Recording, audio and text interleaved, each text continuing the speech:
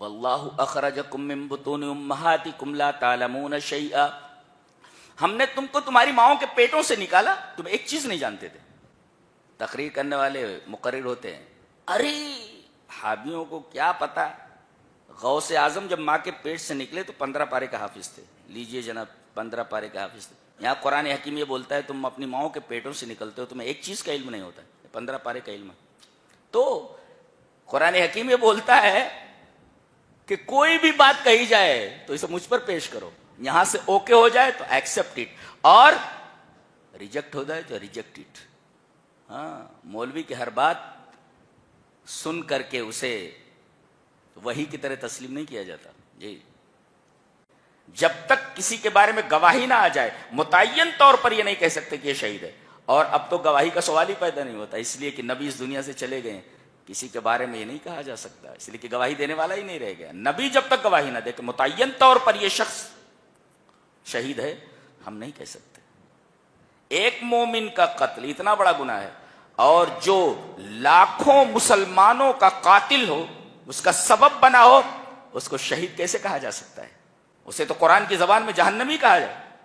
صحابہ کو برا بھلا کہنے والے یہ جب مرے تو ان کو شہید کیسے کہا جا سکتا ہے؟ ان کو تو نبی کریم صلی اللہ علیہ وسلم نے فرمایا کہ ان کے اوپر اللہ کی لعنت ہے، فرشتوں کی لعنت ہے، تمام انسانوں کی لعنت ہے۔ یہ ذہن نشین کرایا گیا کہ ان المؤمن یعیش بین الخوف والرجاء، کہ مومن خوف اور امید کے درمیان جیتا ہے۔ خوف اس بات کا ہو کہ کہیں پکڑ نہ لیا جاؤں، اور امید ہو کہ اللہ تبارک و تعالیٰ بہت رحیم ہے، مجھے بخش دے گا۔ تو مومن کو امید اور خوف کے درمیان رہنا چاہیے۔ اللہ کی رحمت پر تکیہ کر کے پوری زندگی گناہوں میں گزار دے، صحیح نہیں ہے۔ اور اللہ کے ڈر سے آدمی اللہ کی رحمت سے مایوس ہو جائے، یہ بھی صحیح نہیں ہے۔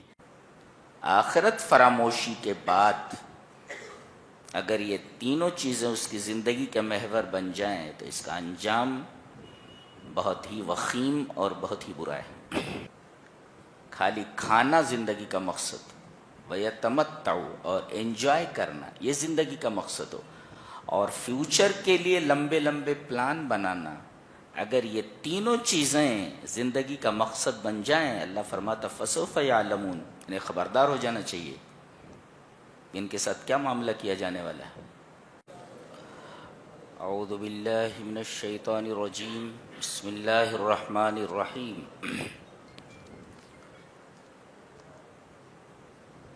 ربما يود الذین کفروا لو كانوا مسلمین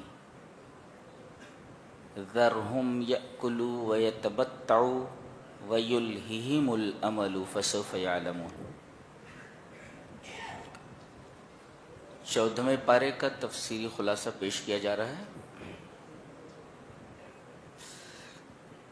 پارے کی ابتدا میں فرمایا گیا کہ دنیا میں جن لوگوں نے کفر کیا ہے یہ تمنا کریں گے کہ کاش یہ مسلمان ہوتے۔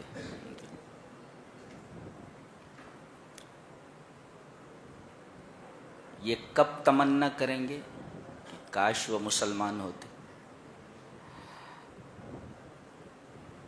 مفسرین نے اس کی کئی توجیحات کی ہیں، ان میں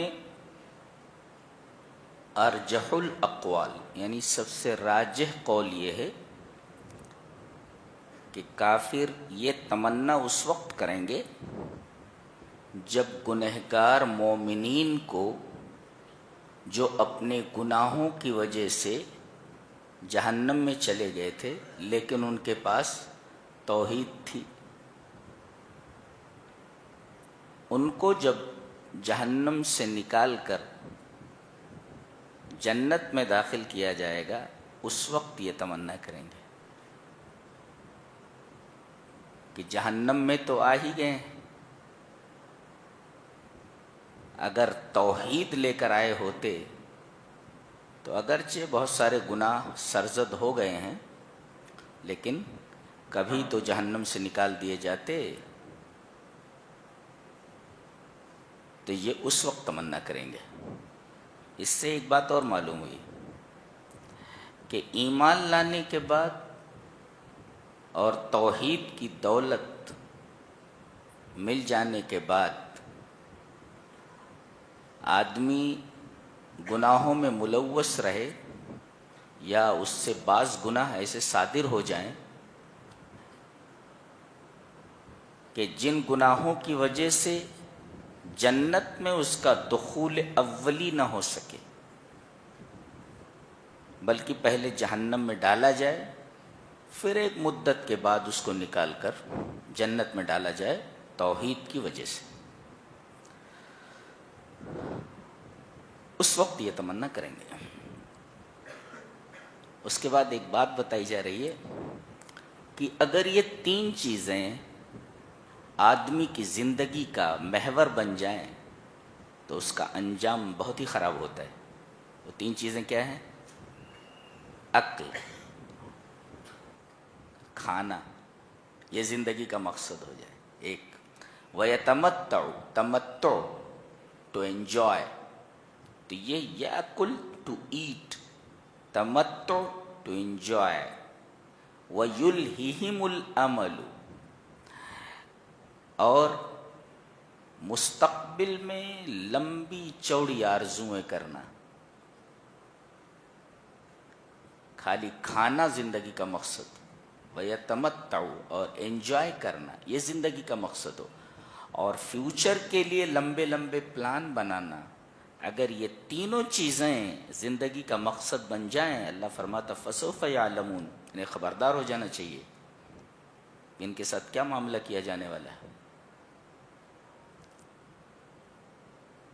ان تینوں چیزوں کی اجازت ہے، کھانے کی بھی اجازت ہے، انجوائمنٹ کی بھی اجازت ہے، اور فیوچر میں پلاننگ کی بھی اجازت ہے، مگر اس شرط پر کہ آدمی آخرت کو فراموش نہ کرے۔ آخرت فراموشی کے بعد اگر یہ تینوں چیزیں اس کی زندگی کا محور بن جائیں تو اس کا انجام بہت ہی وخیم اور بہت ہی برا ہے۔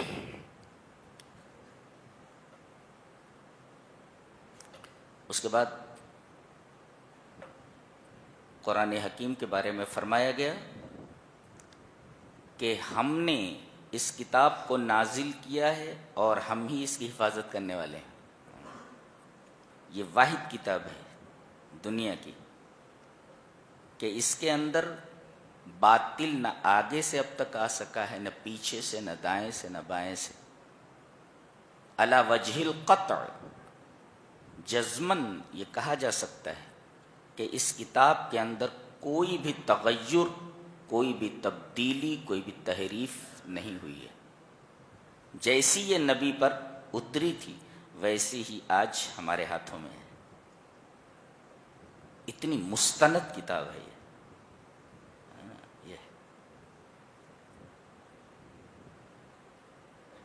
ایک مفسر کہتا ہے کہ قرآن حکیم کو روح کہا گیا ہے، سمی القرآن روحاً، قرآن حکیم کو روح کہا گیا ہے۔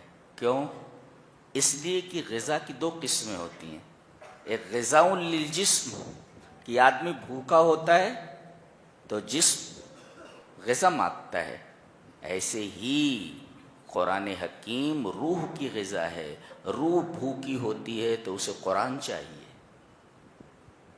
ہم خالی جسم کے تقاضے کو پورا کرتے ہیں، روح کے تقاضے پر کبھی ہم نے دھیان دیا ہے کہ روح بھوکی ہے، اس کو بھی کھانا چاہیے؟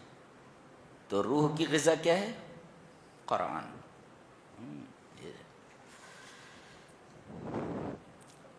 اللہ تبارک و تعالی نے اپنی بے پایاں رحمت کو بیان کرتے ہوئے فرمایا، نبئ عبادی انی انا الغفور الرحیم، میرے بندوں کو یہ خبر دے دو کہ میں غفور الرحیم ہوں۔ اچھا، وَأَنَّ عَذَابِي هُوَ الْعَذَابُ الْأَلِيمُ، اور میرا عذاب دردناک عذاب ہے۔ دیکھیے، پہلے اللہ تبارک و تعالی نے اپنی صفت غفور اور صفت رحیم کا ذکر فرمایا، مغفرت کو اور رحمت کو ذکر فرمایا، اور پھر اس کے بعد یہ بتایا کہ میرا عذاب دردناک عذاب ہے۔ پہلا سوال تو یہ ہے کہ پہلے اللہ نے اپنے رحم کو ذکر کیا ہے، پھر اس کے بعد عذاب کا تذکرہ فرمایا ہے، اور سچ فرمایا جناب محمد رسول اللہ صلی اللہ علیہ وسلم نے کہ اللہ تبارک و تعالی نے عرش کے اوپر اپنے پاس ایک کتاب رکھی ہے، اور کتب فی کتاب ہی، اس کتاب کے اندر یہ لکھا ہوا ہے ان رحمتی تغلب غضبی، میری رحمت میرے غضب پر حاوی ہے۔ اسی وجہ سے پہلے یہاں مغفرت اور رحمت کا تذکرہ کیا گیا اور بعد میں عذاب کا تذکرہ کیا گیا، اور یہ ذہن نشین کرایا گیا کہ ان المؤمن یعیش بین الخوف والرجاء، کہ مومن خوف اور امید کے درمیان جیتا ہے۔ خوف اس بات کا ہو کہ کہیں پکڑ نہ لیا جاؤں، اور امید ہو کہ اللہ تبارک و تعالیٰ بہت رحیم ہے، مجھے بخش دے گا۔ تو مومن کو امید اور خوف کے درمیان رہنا چاہیے۔ اللہ کی رحمت پر تکیہ کر کے پوری زندگی گناہوں میں گزار دے، صحیح نہیں ہے، اور اللہ کے ڈر سے آدمی اللہ کی رحمت سے مایوس ہو جائے، یہ بھی صحیح نہیں ہے۔ گویا کہ مومن یہ خوف اور رجا کے درمیان جیتا ہے، ڈرتا بھی ہے اور اللہ تبارک و تعالی سے رحم کی امید بھی لگائے رکھتا ہے۔ یہ بات ذہن نشین کی جائے۔ جی، نبی کریم صلی اللہ علیہ وسلم کے بارے میں فرمایا جا رہا ہے وَلَقَدْ نَعْلَمُ أَنَّكَ يَضِيقُ صَدْرُكَ بِمَا يَقُولُونَ، بہت بہترین بات بتائی جا رہی ہے۔ ہمیں معلوم ہے، کیا بات ہے، اور اللہ کو کیا معلوم نہیں، عالم کلیات عالم جزیات ہے۔ ہمیں معلوم ہے انک یضیق صدرک بما یقولون، یہ جو آپ کا مذاق اڑاتے ہیں، آپ کو برا بھلا کہتے ہیں، اس سے آپ کو دلی تکلیف ہوتی ہے، ہمیں معلوم ہے۔ آپ کو یہ برا بھلا کہتے ہیں، آپ کا مذاق اڑاتے ہیں، استہزاء کرتے ہیں، تمسخر کرتے ہیں، ہمیں اس کا علم ہے، اور اس کی وجہ سے آپ دلی درد اور دلی تکلیف محسوس کرتے ہیں۔ تو ایک کام کیجئے، فَسَبِّحْ بِحَمْدِ رَبِّكَ وَكُن مِّنَ السَّاجِدِينَ، دو چیزوں کو خصوصی طور پر لازم پکڑیں۔ ایک تو اللہ کی تسبیح اس کے حمد کے ساتھ، جب بھی جی گھبرائے، دل پریشان ہو، تو سبحان اللہ و بحمدہ کثرت سے پڑھنا چاہیے، یہ بتایا گیا۔ ھذا یخفف عنک الم النفس، یہ چیز آپ سے آپ کی دلی تکلیف کو ہلکا کر دے گی، دور کر دے گی۔ اس میں تعلیم دی گئی ہے ہم مسلمانوں کو کہ جب بھی ہمارا دل پریشان ہو تو سبحان اللہ و بحمدہ کا کثرت سے ورد کریں، کثرت سے یہ پڑھیں، اور دوسرے وَقُم مِّنَ الساجدین، اور زیادہ سے زیادہ سجدے کریں، نمازوں میں لگ جائیں۔ اور ایک عام بات بتائی گئی، عبادت کا یہ سلسلہ موت تک چلنا چاہیے۔ وَاعْبُدْ رَبَّكَ حَتَّىٰ يَأْتِيَكَ الْيَقِينُ، اپنے رب کی عبادت کیجئے یہاں تک کہ آپ کے پاس موت آ جائے۔ موت کو یقین کہا گیا ہے، موت سے زیادہ یقینی چیز کون ہے؟ کسی سے بھی پوچھو مرنا ہے بتا دے گا، I have to die، مرنا ہے۔ تو گویا کہ سب سے یقینی چیز اگر کائنات کے اندر کوئی ہو سکتی ہے تو موت ہے۔ اچھا، نبی کریم صلی اللہ علیہ وسلم کا مذاق کس طرح اڑایا جاتا تھا، جس کی وجہ سے آپ کو دلی کوفت ہوتی تھی، دلی تکلیف ہوتی تھی؟ جی جی، کچھ قسمیں یہاں بیان کی گئی، عجیب طریقے کا استہزاء ہے۔ کہتے ہیں وَقَالُوا يَا أَيُّهَا الَّذِي نُزِّلَ عَلَيْهِ الذِّكْرُ إِنَّكَ لَمَجْنُونَ لَوْ مَا تَأْتِينَا بِالْمَلَائِكَةِ إِن كُنتَ مِنَ الصَّادِقِينَ، یہ آپ کا نام نہیں لیتے تھے، کہتے اے وہ جس کے اوپر قرآن نازل ہوا ہے۔ اس کا مطلب یہ ہوا جیسے وہ آپ کو پہچانتے ہی نہیں ہیں، آپ کا نام ہی نہیں معلوم نہیں ہے، بغیر نام کے پکارتے دو اے وہ، دیکھو یا ایھا الذی، اے وہ آدمی لا یعرفون اسمہ ولا یعرفونہ، جیسے نبی کو پہچانتے ہی نہیں اور نبی کا نام نہیں جانتے ہیں، بغیر نام کے پکارنا، او یہ ایک طریقے کا مذاق ہے۔ اے وہ شخص جس کے اوپر قرآن نازل ہوا ہے، یہ مذاق کا ایک انداز تھا۔ دوسرے، انک لمجنون، تم پاگل ہو، تم پاگل ہو۔ اور تیسرے، لو ما تاتینا بالملائکہ، ہمارے پاس فرشتے کیوں نہیں لے آتے؟ عذاب کے فرشتے لے آؤ، ہمیں مٹا دو، ان کنت من الصادقین، اگر تم سچے ہو، یعنی تم جھوٹے بھی ہو۔ اے وہ جس کے اوپر قرآن نازل ہوا ہے، کسی کا نام لے کر نہ پکارنا، اس کی توہین ہے، مذاق ہے۔ اور دوسرے یہ کہنا کہ تو پاگل ہے، یہ بھی طریقے کا استہزاء ہے، مذاق ہے۔ اور دوسرے کہنا ہے کہ ان کنت من الصادقین، اگر تم سچے ہو یعنی تم جھوٹے ہو اپنی بات میں۔ یہ استہزاء کے طریقے بتائے گئے کہ مذاق کیسے اڑاتے تھے۔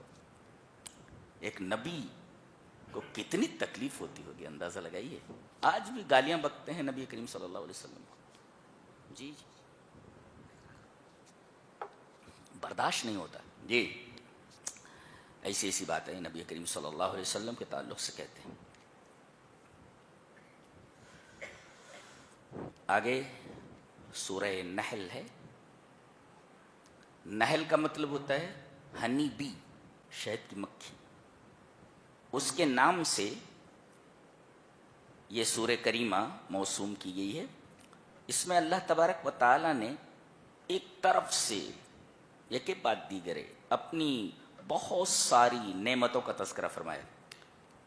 آپ اس سورہ کو سورۃ النعم بھی کہہ سکتے ہیں، نعمتوں کی سورت۔ اللہ تبارک و تعالیٰ نے اس میں اپنی نعمتیں بیان کی، اور نعمتوں کے بیان کرنے کے بعد فرمایا وَإِن تَعُدُّوا نِعْمَتَ اللَّهِ لَا تُحْصُوهَا۔ دیکھیں یہاں، اگر تم اللہ کی نعمتوں کو شمار کرنے لگو گے تو شمار نہیں کر سکتے۔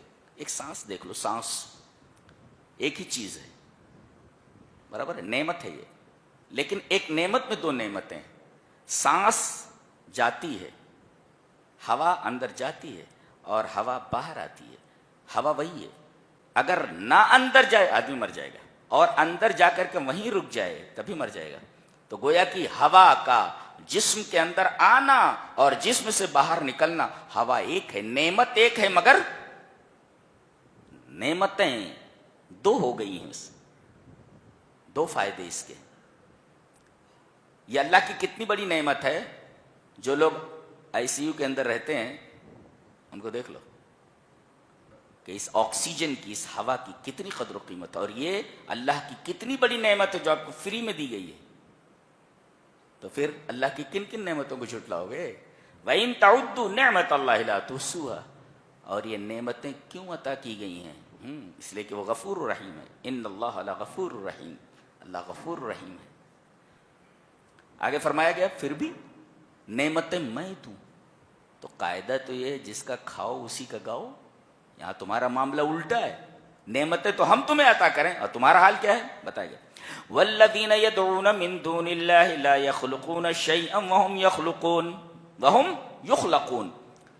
اللہ کو چھوڑ کر جن کو یہ پکارتے ہیں، لا یخلقون شیئا، ایک چیز پیدا نہیں کر سکتے، اور یہ کیا پیدا کریں گے؟ وہم یخلقون، یہ خود پیدا کیے گئے ہیں، یہ چیز پیدا نہیں کر سکتے کوئی بھی چیز، اور یہ خود بخود پیدا ہوئے ہیں، خود بخود پیدا نہیں ہوئے بلکہ انہیں پیدا کیا گیا۔ اور جن کو یہ پوجتے ہیں اموات، اموات کا مطلب لا ارواح لہم، لا ارواح لہم، اصلا سرے سے ان کے اندر جان ہی نہیں ہے، پتھر ہیں وہ، ان کے اندر سرے سے جان ہی نہیں ہے۔ اور غیر احیائن، ایسے بھی نہیں ہیں جن کی یہ عبادت کرتے ہیں کہ پہلے یہ حیات تھے، زندہ تھے، بعد میں مر گئے، ایسا بھی نہیں، سرے سے زندگی ہی نہیں ہے ایک۔ اور ایسا بھی نہیں کہ پہلے ان کے اندر زندگی تھی اس کے بعد زندگی ختم ہو گئی، یہ دونوں چیزیں، اموات غیر احیاء جی۔ اور ان کو یہ بھی معلوم نہیں کہ یہ کب اٹھائے جائیں گے۔ یہاں ٹھہر کر ایک بات ذہن نشین کر لیں، لوگ اس دنیا سے جاتے ہیں تو ان کے مختلف انجام ہیں۔ اور ان کے ساتھ مختلف معاملات کیے جانے والے ہیں۔ بعض لوگ مرتے ہیں یا قتل کر دیے جاتے ہیں تو ان کو کہا جاتا ہے یہ شہید ہے۔ سوال یہ ہے کہ کسی کو متعین طور پر یہ کہا جا سکتا ہے یہ شہید ہے؟ لا، بالکل نہیں۔ امام بخاری رحمہ اللہ اس سلسلے میں سر فہرست ہیں، وہ شیخ ابن عثیمین ہیں، شیخ ابن باز ہیں، یہ سب کہتے ہیں کہ علی وجہ القطع علی وجہ الجزم، کسی متعین آدمی کے بارے میں یہ نہیں کہا جا سکتا کہ یہ شہید ہے جب تک کہ نبی کسی کے بارے میں شہادت نہ دے دے کہ یہ شہید ہے۔ نبی کسی متعین آدمی کو کہہ دے کہ یہ آدمی شہید ہے تو اس کو آپ شہید کہہ سکتے ہیں۔ اگر نبی کسی کی شہادت کی گواہی نہ دے کہ یہ شہید ہو گیا ہے، یہ شہید ہے متعین، تو ہم متعین طور پر کسی کو بھی نہیں کہہ سکتے کہ یہ شہید ہے، اس لیے کہ ہمیں اس مرنے والے آدمی کی نیت کا پتہ نہیں ہے، تو ہم کیسے کہہ سکتے ہیں یہ شہید ہے۔ اور دوسرے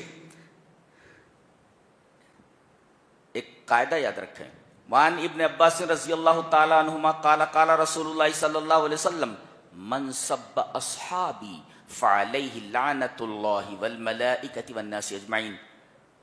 حضرت ابن عباس فرماتے ہیں کہ نبی اکرم صلی اللہ علیہ وسلم نے ارشاد فرمایا کہ جو میرے صحابہ کو گالی دے، برا بھلا کہے، حضرت صدیق کے بارے میں کہے کہ ان کے ایمان کو ثابت کرو، وہ ایمان والے ہی نہیں تھے، حضرت عمر کا ایمان ثابت کرو، جو حضرت عائشہ رضی اللہ تعالیٰ عنہا کو گالی دے، تو من سب اصحابی، جو میرے صحابہ کو برا بھلا کہے، فعلیہ لعنت اللہ والملائکۃ والناس اجمعین، اس پر اللہ کی لعنت ہے، اس پر فرشتوں کی لعنت ہے، دنیا کے تمام انسانوں کی لعنت۔ وہ شہید نہیں ہے، ملعون ہے، وہ اللہ کی لعنت ہے اس کے اوپر۔ ایک بات یہ یاد رکھیں۔ اور دوسرے، اللہ نے ارشاد فرمایا وَمَن يَقْتُلْ مُؤْمِنًا مُتَعَمِّدًا فَجَزَاؤُهُ جَهَنَّمُ خَالِدًا فِيهَا، جو کسی مومن کو جان بوجھ کر کے قتل کر دے اس کا بدلہ جہنم ہے اور وہ اس میں ہمیشہ رہے گا۔ ایک مومن کا قتل اتنا بڑا گناہ ہے، اور جو لاکھوں مسلمانوں کا قاتل ہو، اس کا سبب بنا ہو، اس کو شہید کیسے کہا جا سکتا ہے؟ اسے تو قرآن کی زبان میں جہنمی کہا جائے۔ صحابہ کو برا بھلا کہنے والے یہ جب مرے تو ان کو شہید کیسے کہا جا سکتا ہے؟ ان کو تو نبی کریم صلی اللہ علیہ وسلم نے فرمایا کہ ان کے اوپر اللہ کی لعنت ہے، فرشتوں کی لعنت ہے، تمام انسانوں کی لعنت ہے۔ اور ایک آدمی کا، ایک مومن کا قتل اگر جہنم میں جانے کا سبب ہے، تو جس شخص نے لاکھوں مومنوں کو قتل کیا ہو اس کے اوپر شہید کا اطلاق کیسے ہو سکتا ہے؟ وہ شہید کیسے ہو سکتا ہے؟ لہذا کسی آدمی کو شہید کہنے میں احتیاط برتیں، جب تک کسی کے بارے میں گواہی نہ آ جائے متعین طور پر یہ نہیں کہہ سکتے کہ یہ شہید ہے۔ اور اب تو گواہی کا سوال ہی پیدا نہیں ہوتا، اس لیے کہ نبی اس دنیا سے چلے گئے، کسی کے بارے میں یہ نہیں کہا جا سکتا، اس لیے کہ گواہی دینے والا ہی نہیں رہ گیا۔ نبی جب تک گواہی نہ دے کہ متعین طور پر یہ شخص شہید ہے، ہم نہیں کہہ سکتے۔ اگر کوئی آدمی بلا تحقیق کسی کے بارے میں کہے یہ شہید ہے تو یہ لفظ شہادت کی توہین ہے۔ شہادت ایک عظیم مرتبہ ہے جی، نبیوں کے بعد صدیقین کے بعد ان کا مقام ہے، بہت عظیم ہوتے ہیں یہ لوگ جو اللہ کی راہ میں اپنا خون بہائیں۔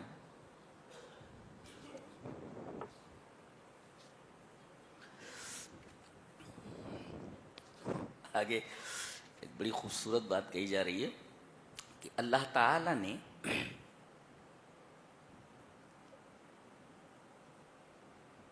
شہد کی مکھی کو وحی کی کہ وہ پہاڑوں سے گھر بنائے، درختوں سے بنائے، اور جو ٹٹیاں لگا دی جاتی ہیں اس کے اوپر گھر بنائے۔ غور سے دیکھیں، ایحا کا مطلب یہ ہوتا ہے ذہن میں کوئی چیز پلانٹ کر دینا اس کے اندر۔ تو وحی کا مطلب ہوتا ہے کہ شہد کی مکھی کے اندر ایک ڈیٹا رکھ دیا گیا ہے، اس ڈیٹا کے مطابق وہ کام کرتی ہے. یہ اللہ کی وحی ہے. یہ ڈیٹا رکھ دیا گیا اس کے اندر, اسی کے مطابق کام کرتی ہے وہ. کہاں اسے جانا ہے, کہاں سے لوٹنا ہے, یہ اپنا راستہ نہیں بھول جاتی. سینکڑوں میل اگر چلی جائے تو اپنا چھتہ نہیں بھولتی ہے. اور بالکل اس کا جو سفر ہوتا ہے ایک خاص روٹ میں ہوتا ہے. جیسے ہوائی جہاز کا ایک روٹ ہوتا ہے, اگر اس کا روٹ نہ ہو تو دوسرا ہوائی جہاز سامنے سے آ جائے ٹکرا جائے گا. اس کا ایک روٹ ہوتا ہے چلنے کا. یہ سب وحی ہے. وحی اللہ تبارک و تعالیٰ نے ایک ڈیٹا اس کے ذہن میں رکھ دیا ہے, اس کے اندر رکھ دیا, اس کے مطابق یہ کام کرتی ہے. اچھا, ترتیب جو ہے, پہلے یہ شہد کا چھتہ کہاں بناتی ہے؟ یہ پہاڑوں میں, اور پھر درختوں میں, پھر ٹٹیوں پر.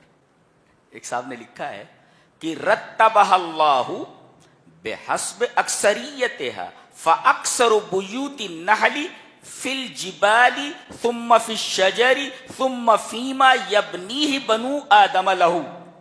یہ ایک حیرت انگیز بات ہے. کہا کہ جس ترتیب سے یہاں اللہ تبارک و تعالیٰ نے شہد کی مکھی کے چھتہ بنانے کا ذکر فرمایا ہے کہ پہلے پہاڑ کا تذکرہ ہے, تو سب سے زیادہ شہد کی مکھی پہاڑوں پر شہد کا چھتہ لگاتی ہے, سب سے زیادہ بحسب اکثریتها. دوسرے نمبر پہ پیڑوں کے اوپر چھتہ لگاتی ہے. اس کے بعد نمبر آتا ہے کہ جو مکھی پالتے ہیں اور مصنوعی طور پر ان مکھیوں کو پالتے ہیں اور پھر شہد بنواتے ہیں, تو یہ تیسرے نمبر پہ ہے. تو کہہ رہے جس ترتیب سے قرآن حکیم نے ذکر فرمایا ہے بحسب اکثریتها, ایسے ہی ہوتا ہے. اس سے پتہ چلتا ہے کہ یہ انسان کا کلام نہیں ہو سکتا, یہ محمد صلی اللہ علیہ وسلم کا کلام نہیں ہو سکتا. ایک اور جہاں بھی حکم دیا گیا ہے پہاڑ سے گھر بنا, اچھا ثم کلی من کلی ثمرات, تمام پھلوں سے رس کو کھا. اچھا یہ دیکھو ہر جگہ مؤنث کا صیغہ لایا جا رہا ہے. اس کا مطلب یہ ہوا کہ شہد کے چھتے کو بنانے میں جو سب سے بڑا کردار ہوتا ہے وہ جو مؤنث شہد کی مکھی ہوتی ہے وہ ہوتی ہے. سب سے بڑا کردار اسی کا ہوتا ہے, مؤنث کا. کسی نے بڑا اچھا لکھا ہے کہ ہذا یلمح الی ان دور المرأة السیاسی فی بناء الحضارہ. کسی تہذیب کی تعمیر میں عورت کا بہت ہی زبردست اور بنیادی رول ہوتا ہے. جس قوم کی عورتیں خراب ہو جائیں اس قوم کی تہذیب اور تمدن یہ بگڑ جاتا ہے. تو گویا کی تہذیب و تمدن کی تعمیر میں عورتوں کا ایک شاندار رول ہوتا ہے. دیکھو پورے چھتے کے اوپر حکومت اسی رانی کی ہوتی ہے. اسی وجہ سے اللہ تبارک و تعالی نے کہا اس میں مین کردار عورت کا ہوتا ہے, مین کردار عورت کا ہوتا ہے. اس میں کوئی خاص کردار نر شہد کی مکھی کا نہیں ہوتا. اسی وجہ سے یہاں صیغے لائے گئے, کلی, فسلکی, اتخذی, یہ سب مؤنث کے صیغے ہیں. ایک اور ایک عجیب بات کہی گی, پہلے تو یہاں جانوروں کا تذکرہ کیا گیا ہے, بعد میں جانوروں کے دودھ کا تذکرہ کیا گیا, پھر اس کے بعد یہاں شہد کی مکھی کا تذکرہ کیا گیا, شہد کا تذکرہ ہے. فرق یہ ہے کہ جو جانوروں کا دودھ ہوتا ہے وہ موسم کے لحاظ سے اپنا رنگ نہیں بدلتا, لیکن شہد کی خصوصیت یہ ہے کہ موسم کے لحاظ سے اس کا رنگ بدل جاتا ہے. لہذا وہاں تذکرہ کیا گیا تو رنگ بدلنے کا ذکر نہیں ہے, لیکن یہاں جب شہد بنانے کی بات آئی تو فرمایا گیا کہ اس کے رنگ مختلف ہوتے ہیں. شراب مختلف الوان, اس کے رنگ مختلف ہوتے ہیں. یعنی جانوروں کے دودھ موسم کے لحاظ سے رنگ نہیں بدلتے, لیکن موسم کے لحاظ سے شہد کی مکھی جو شہد تیار کرتی ہے, جو مشروب تیار کرتی ہے, اس کا رنگ بدلتا رہتا ہے. یہ دیکھیے, اور جو ریسرچ ہے وہ یہی بات بتا رہی ہے, بالکل صحیح ہے جو قرآن حکیم نے فرمایا. اچھا ایک نکتہ اور بھی ہے, فیہ شفاء للناس, کہا گیا کہ شہد میں لوگوں کے لیے شفا ہے. ایک مفسر لکھتا ہے شہد کے بارے میں کہا جا رہا ہے کہ فیہ شفاؤن، اس میں شفا ہے، لیکن قرآن حکیم کے بارے میں کہا گیا کہ قرآن حکیم سراپا شفا ہے. قرآن حکیم کے بارے میں نہیں کہا کہ قرآن حکیم میں شفا ہے، نہیں، قرآن حکیم مکمل شفا ہے. یہ فرق ہے شہد میں اور قرآن حکیم میں. قرآن حکیم نے کیا کہا کہ فیہ شفاء للناس، شہد میں شفا ہے، لیکن جہاں قرآن کا ذکر ہے ڈائریکٹ کہہ دیا گیا ہدی و شفا، فیہ شفا نہیں کہا گیا.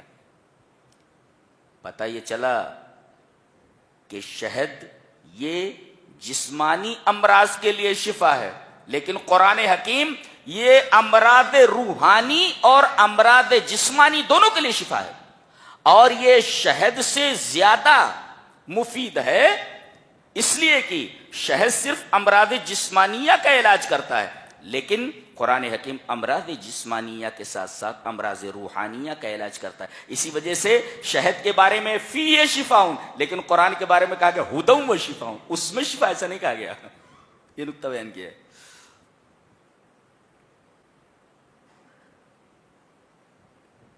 اوپر دیکھیں وَإِنَّ لَكُمْ فِي الْأَنْعَامِ لَعِبْرَةً، تمہارے جو جانور ہیں گائے، بھینس، بیل، بکری، یہ سب نُسْقِيكُم مِّمَّا فِي بُطُونِهِ، ہم گائے، بیل، گائے، بھینس اور بکری وغیرہ یہ جتنے ہیں ان سے جو دودھ نکلتا ہے وہ کیسے نکلتا ہے دیکھو بتایا. ایک تو یہ من بین فرث و دم لبنا خالصا، ایک طرف گوبر ہے اور ایک طرف خون ہے، وہ بتایا گیا من بین فرث، فرث مانے گوبر، و دم اور خون. تو یہ دودھ نکلنے کا طریقہ بتایا جا رہا ہے کہ دودھ نکلتا کیسے ہے، کیفیت اس کی بتائی جا رہی ہے کہ ایک طرف گوبر ہے اور ایک طرف خون ہے، اور گوبر اور خون، گوبر سے بو آتی ہے جی، اور خون کی وجہ سے رنگ بدل جاتا ہے کسی چیز میں مل جائے. لیکن عجیب بات یہ ہے کہ خون اور گوبر کے درمیان سے ہم لبن خالص یعنی خالص دودھ نکالتے ہیں، اس کے اندر نہ تو گوبر کی بو ہوتی ہے نہ خون کی آمیزش ہوتی ہے، اس کا رنگ بدلتا ہے. اللہ اکبر، یہ کتنی حیرت انگیز بات ہے. یہ کوئی امی بول سکتا ہے؟ یہ تو وہی کہہ سکتا ہے جس نے گائے کو بنایا ہے، جس نے بھینس کو بنایا ہے، جس نے بکری کو بنایا ہے، وہی وہ یہ کہہ سکتا ہے. اور بلڈ سرکولیشن کا یہ معاملہ، یہ کیفیت بہت بعد میں ایجاد ہوئی ہے. اس سلسلے میں سب سے پہلا کام ولیم ہاروے نے کیا ہے. اس نے بلڈ سرکولیشن کے بارے میں جو نظریہ پیش کیا ہے کہ دوران خون کیسے ہوتا ہے، نظام دوران خون، بلڈ سرکولیشن کے بارے میں ولیم ہاروے نے سب سے بڑا کام کیا. اور اس سے پہلے ایک مسلم سائنسدان ابن نفیس، اس نے تو بلڈ سرکولیشن کے بارے میں کہا، اس نے پلمونری جو سرکولیشن ہوتا ہے یعنی پھیپھڑے کے ذریعے بدن کے اندر جو خون جاتا ہے اس پر جو تحقیق پیش کی ہے، ایک زبردست تحقیق ہے، ایک سائنسی دریافت ہے ابن نفیس کی. کیا بات ہے. تو وَإِنَّ لَكُمْ فِي الْأَنْعَامِ لَعِبْرَةً نُسْقِيكُم مِّمَّا فِي بُطُونِهِ مِن بَيْنِ فَرْثٍ وَدَمٍ لَبَنًا خَالِصًا صَائِغًا لِلشَّارِبِينَ.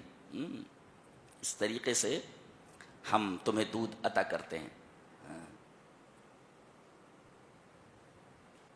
اچھا، ایک حیرت انگیز بات یہ بھی ہے کہ ہنی بھی جو ہے ایک چھوٹا سا کیڑا ہے.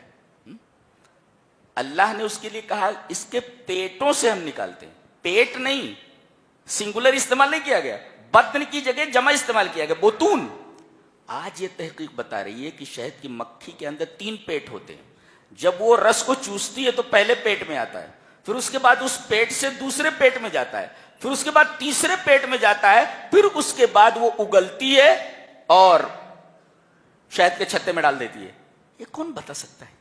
یہ تحقیق ہے یہ کہ اس کے 3 پیٹ ہوتے ہیں. اسی وجہ سے اور جمع کا اطلاق کم سے کم 3 کے اوپر ہوتا ہے. یہاں بتایا گیا فی بطونہ. اچھا، ایک لفظ یہاں اور استعمال کیا، کلی، کھا. چوس نہیں کہا گیا، ایک چوسنا اور ایک کھا لینا. ہم لوگ کیا سمجھتے تھے پہلے کہ یہ جاتی ہے پھول سے رس چوستی ہے اور منہ میں لیے رہتی ہے، اس کے بعد لا کر کے شہد کے چھتے میں ڈال دیتی ہے. ایسا نہیں ہے، بلکہ اس رس کو وہ پی جاتی ہے، کھا لیتی ہے اس کو.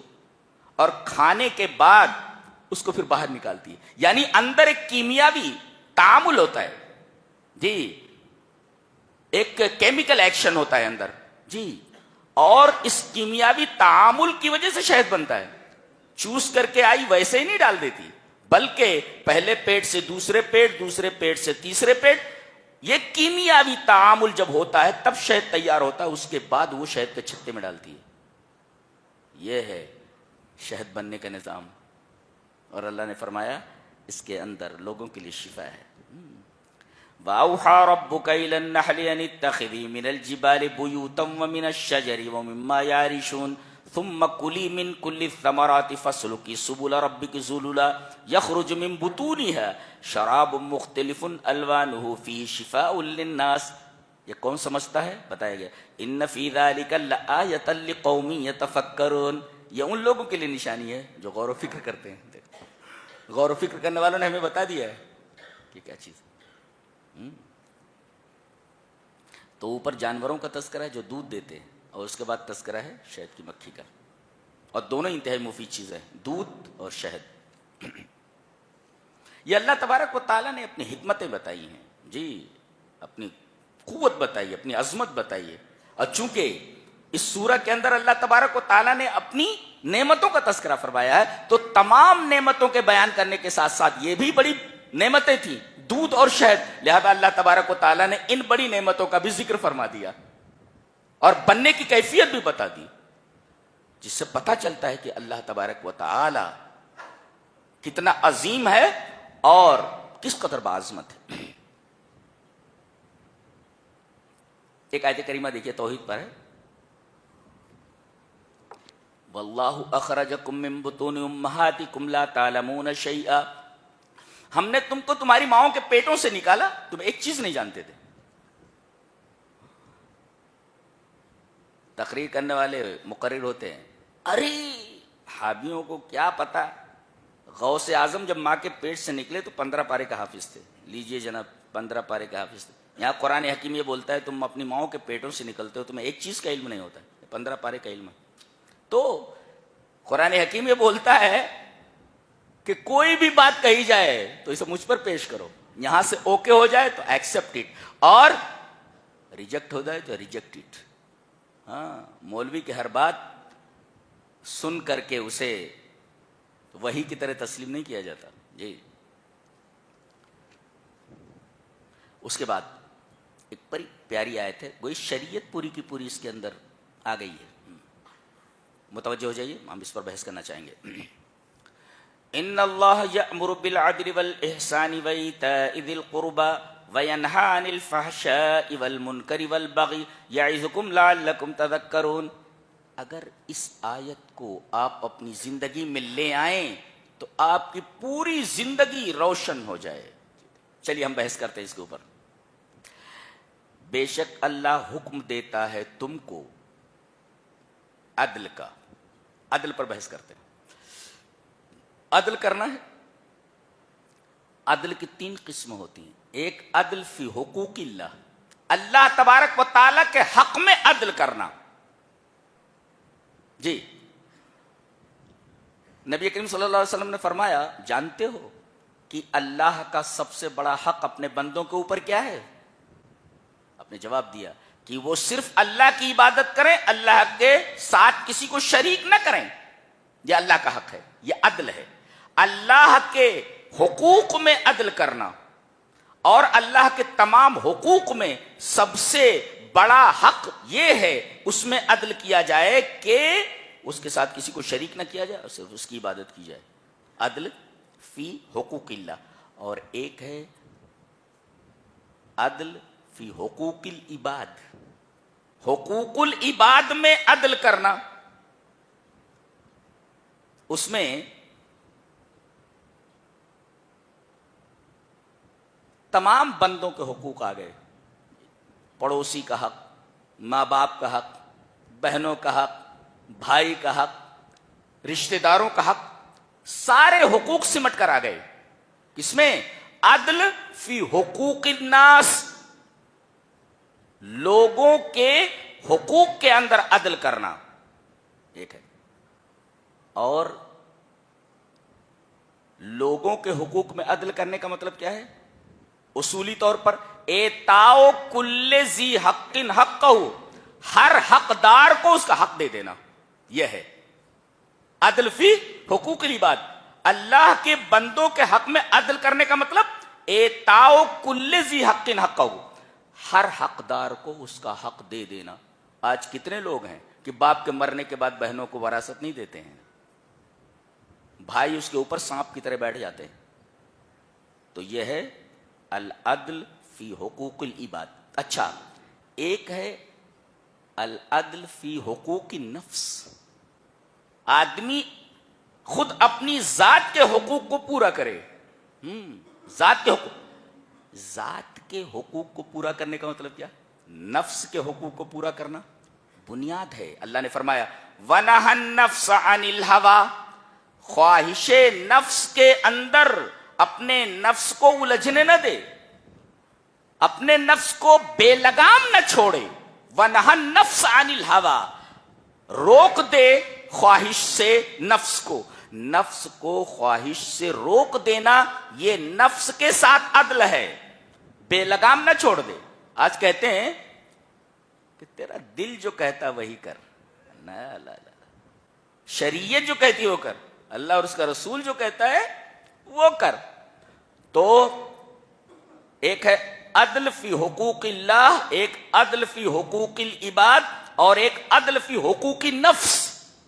اور عدل فی حقوق النفس کا مطلب نفس کو بے لگام مت چھوڑو کہ جو چاہے کرے۔ شراب پینے کا جی چاہ رہا ہے شراب پی لیا، جوا کھیلنے کا جی چاہ رہا ہے جوا کھیل لیا، زنا کرنے کی خواہش زنا کر لیا۔ یہ نفس کو بے لگام چھوڑنا ہے۔ تو وَنَهَا النَّفْسَ عَنِ الْهَوَىٰ، نفس کے حقوق میں عدل کرنا۔ تو عدل کی 3 قسمیں ہوئیں، اللہ کے حقوق میں عدل، بندوں کے حقوق میں عدل، اور انسان کے خود اپنے نفس کے حق میں عدل۔ ایک اس کے بعد فرمایا گیا والاحسان، جی یہ احسان کرے۔ سب سے بڑا احسان یہ ہے اللہ کے تعلق سے، ان تعبد اللہ کانک ترا۔ حدیث جبرائیل میں جبرائیل نے پوچھا کہ اللہ کے رسول احسان کیا ہے؟ آپ نے فرمایا احسان یہ ہے ان تعبد اللہ کانک ترا، تم اللہ کی عبادت اس طرح کرو جیسے کہ تم اسے دیکھ رہے ہو۔ یہ ہے احسان، یہ احسان ہے اللہ کے تعلق سے۔ اور دوسرے احسان اپنے رشتہ داروں کے ساتھ ہے، رشتہ داروں کے ساتھ احسان ہے، یہاں تک کہ اس احسان کے دائرے میں جانوروں کے ساتھ بھی احسان آ گیا۔ آپ بلا وجہ جانوروں کو بھی نہیں ستا سکتے، یہ احسان کے دائرے میں آ جا رہا ہے۔ تو گویا کہ احسان ہے اللہ کے تعلق سے، احسان ہے بندوں کے تعلق سے، اور احسان ہے خود اپنی ذات کے تعلق سے۔ اللہ نے فرمایا ان احسنتم احسنتم لانفسکم، اگر تم احسان کرو گے تو تم اپنے لیے احسان کرو گے۔ گویا کہ نفس کا بھی ایک احسان ہوتا ہے کہ آدمی نیکی کرے، یہ نفس کے اوپر احسان ہے کہ آدمی برائیوں سے بچے، نیکی کرے۔ تو احسان کا ایک تعلق اللہ سے کہ اس طرح عبادت کرے جیسا وہ اللہ کو دیکھ رہا ہے، اور دوسرے تمام بندوں کے اوپر احسان، جی، اور تیسرے اپنے اوپر احسان، ان احسنتم احسنتم لانفسکم، اگر تم احسان کر رہے تو اپنے اوپر احسان کرو۔ تم اپنے اوپر احسان کرنے کا مطلب کیا ہے؟ بھلائیوں کے میدان میں آگے بڑھے اور برائیوں کے میدان سے پلٹ آئے، یہ ہے احسان کا تذکرہ۔ تو ان اللہ یامر بالعدل والاحسان، اللہ حکم دیتا ہے عدل کا اور احسان کا۔ اچھا، تیسرے نمبر پہ وَإِيتَاءِ ذِي الْقُرْبَى، ایک ہے اولو القربہ اور ایک ہے ذو القربہ۔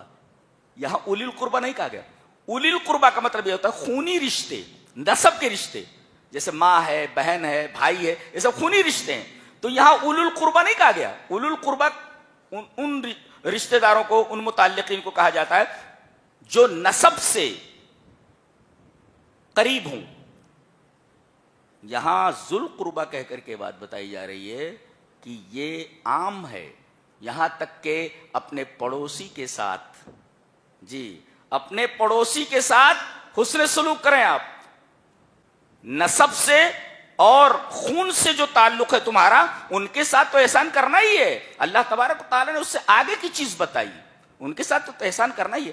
ذل قربا لایا گیا, یعنی جو آپ کے قریب ہیں, جیسے پڑوسی ہیں, آپ کا دوست ہے, کوئی اور ہے, ان سب کے ساتھ آپ کو احسان کرنا. وَإِيتَاءِ ذِي الْقُرْبَىٰ, یہ بات بتائیے. تو 3 باتوں کا حکم ہے. اسی وجہ سے حضرت حسن بصری نے کہا کہ لم تترک هذه الآیۃ خیرا الا امرت به وشرا الا نہت عنہ. اس آیت کریمہ میں کوئی ایسی بھلائی نہیں ہے جسے چھوڑ دیا ہو, اور نہ اس میں کوئی ایسی برائی ہے جس کو اس آیت نے روکا نہ ہو کہ ان برائیوں سے رکنا ہے اور ان بھلائیوں کو کرنا ہے. پوری شریعت اس میں آ گئی. کسی ایسی بھلائی کو نہیں چھوڑا ہے جو بھلائی اس آیت میں نہ آ گئی ہو, اور کسی برائی کو نہیں چھوڑا ہے جو اس آیت نے منع نہ کیا ہو اس برائی سے. یہ اتنی عظیم آیت ہے. یہ حضرت حسن بصری کا قول ہے. اور ایک صحابی ہے حضرت عثمان بن مظعون رضی اللہ تعالیٰ عنہ, ان کے بارے میں کہا جاتا ہے کہ یہی آیت کریمہ میرے ایمان لانے کا سبب بنی ہے. اب بتائیے, یہاں پورا قرآن سنا دیا جاتا ہے, آدمی کے کانوں پر جوں نہیں ریکتی. حضرت عثمان بن مظعون رضی اللہ تعالیٰ عنہ فرماتے ہیں کہ یہ آیت میرے کانوں میں آئی یہی, تو میں نے اس آیت پر غور کرنا شروع کیا. میں سمجھ گیا کہ یہ اللہ کا کلام ہے, اور اس آیت کی وجہ سے میں ایمان لے آیا کہ اس میں ساری چیزیں تو بتا دی گئی ہیں. ایک آیت کے اندر سارے برائیوں کا اور ساری بھلائیوں کا تذکرہ کرنا, یہ کسی انسان کا کلام نہیں ہو سکتا, یہ اللہ تبارک و تعالیٰ کا کلام ہے. تو 3 چیزیں آپ کو کرنا ہے. ایک عدل کرنا ہے, احسان کرنا ہے, اور قریبی لوگوں کا حق ادا کرنا ہے. ایک ہے یہ 3 چیزیں آپ کو کرنا ہے, اور 3 چیزوں سے رکنا ہے. 3 چیزیں کرنا ہے اور 3 چیزوں سے رکنا ہے. کرنا کیا ہے؟ عدل, احسان اور رشتہ داروں کا خیال رکھنا. یہ 3 ہے. اور منع کس چیز سے کیا ہے؟ وَيَنْهَا عَنِ الْفَحْشَاءِ وَالْمُنْكَرِ وَالْبَغْيِ. کیا بات ہے. فحشا کا مطلب ہوتا ہے, یقول البیضاوی, هِيَ الْإِفْرَاطُ فی مطابعت القوى الشہویہ کالزنا. وہ کہتے ہیں جنسی جذبات کی بے اعتدالی سے جو چیز وجود میں آئے, جو گناہ وجود میں آئے, جنسی جذبات کی بے اعتدالی سے جو گناہ وجود میں آئے اسے فحشا کہتے ہیں. کیا مطلب؟ کہ ما یخدش الحیا, جس سے حیا مجروح ہو جائے وہ فحشا ہے. گویا کہ فحشا کا تعلق حیا سے ہے. ہاں, حیا جن جن چیزوں سے مجروح ہو وہ سب فحشا ہے. اور یہ جنسی جذبات کی بے اعتدالی سے وجود, اس کو کہتے ہیں لسٹفل فیلنگز. لسٹفل فیلنگز یا اسی طریقے سے سیکسول ارجز جو ہے, ان کے نتیجے میں جو گناہ وجود میں ہے اس کو فحشا کہا جاتا ہے. جی یہ خاص ہے. اور والمنکر کہا گیا. والمنکر یہ عطف کیا گیا خاص کے اوپر, گویا کہ عطف العام علی الخاص ہے, یعنی خاص کے اوپر عام کو عطف کیا گیا ہے. منکر کسے کہتے ہیں؟ فحشا تو وہ برائی ہے جو جنسی جذبات کی بے اعتدالی سے وجود میں آئے. اور منکر کسے کہتے ہیں؟ ما تستنکرہ النفوس المعتدلہ وتکرہہ الشریعہ. یہ یاد رکھو, منکر کسے کہتے ہیں؟ ہم لوگ بولتے رہتے ہیں ارے بھائی امر بالمعروف کرو اور نہی عن المنکر کرو. کبھی آپ نے سوچا منکر کہتے کس کو ہیں؟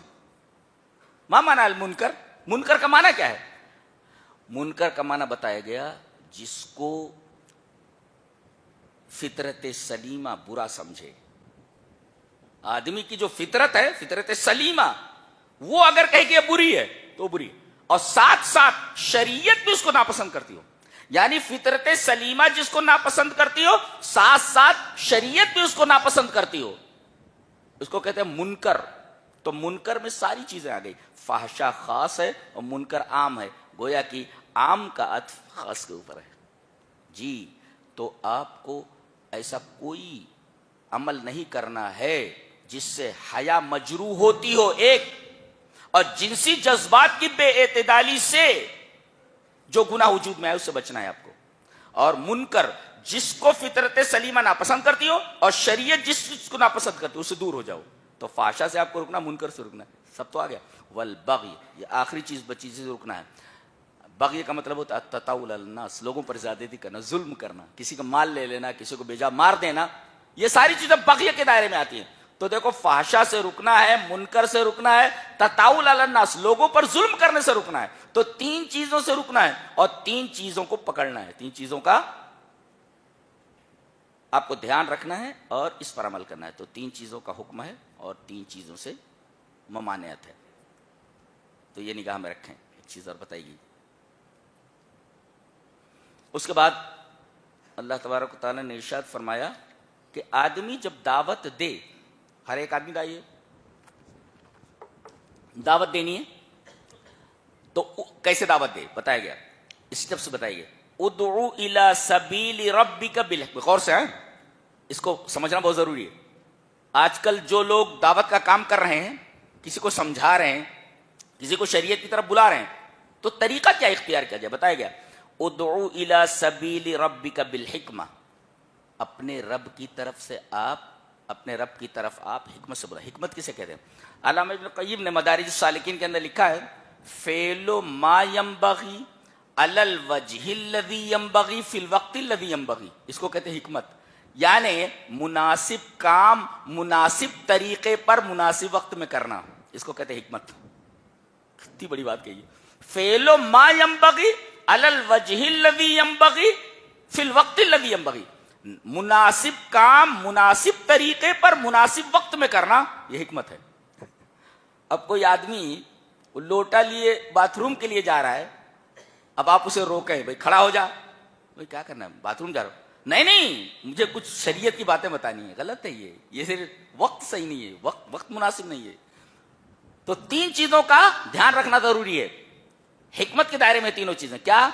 فعل ما ينبغي مناسب کام، علی الوجہ الذی ينبغي مناسب طریقے پر، اور فی الوقت الذی ينبغي مناسب وقت میں. اگر یہ 3 چیزیں پائی جا رہی ہیں تو وہ حکمت ہے. جی تو یہ ہے حکمت. حکمت کے ساتھ بلائیے آپ. اور دوسرا طریقہ ہے والموعظۃ الحسنہ. والموعظۃ الحسنہ کا مطلب یہ ہے کہ ایسی بات اس کے سامنے رکھیں کہ ما یرق بہ القلب، جس کی وجہ سے آدمی کا دل نرم ہو جائے. تو موعظۃ حسنہ کسے کہتے ہیں؟ هو الکلام الذی تلین له القلوب. ایسا کلام جس سے آدمی کا دل نرم ہو جائے سن کر کے. یہ دعوت کا دوسرا اسٹیپ ہے.